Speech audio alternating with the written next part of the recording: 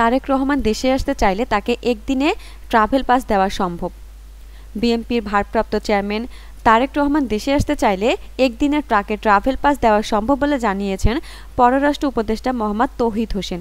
আজ রোববার জাতীয় প্রেস ক্লাবে ডিপ্লোম্যাটিক করেসপন্ডেন্টস অ্যাসোসিয়েশন বাংলাদেশ সংক্ষেপে ডিক্যাপ আয়োজিত ডিক্যাপ টকে সাংবাদিকদের প্রশ্নের জবাবে এই উপদেষ্টা একথা বলেন। বাংলাদেশের পররাষ্ট্রনীতি পরিবর্তনশীল বিশ্বে একটি প্রাসঙ্গিক ভূমিকা নির্ধারণ বিষয়ে ডিক্যাপ সদস্যের সঙ্গে কথা বলেন পররাষ্ট্র উপদেষ্টা।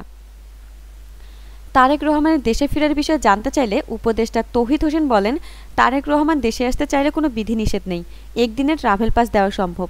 আর সাবেক প্রধানমন্ত্রী খালেদা জিয়ার অসুস্থতার জন্য বিদেশে যেতে চাইলে যা সহযোগিতা দরকার অন্তর্বর্তী সরকারের পক্ষ থেকে সেই সহযোগিতা করা হবে।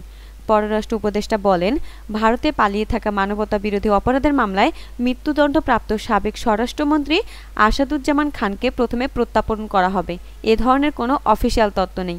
সম্প্রতি সামাজিক যোগাযোগ মাধ্যম ফেসবুকে দেওয়া এক স্ট্যাটাসে প্রধান উপদেষ্টা প্রেস সচিব শফিকুল আলম লিখেছেন, তিনি মোটামুটি নিশ্চিত যে ভারত আসাদুজ্জামান খানকে শীঘ্রই বাংলাদেশে প্রত্যাবর্তন করবে।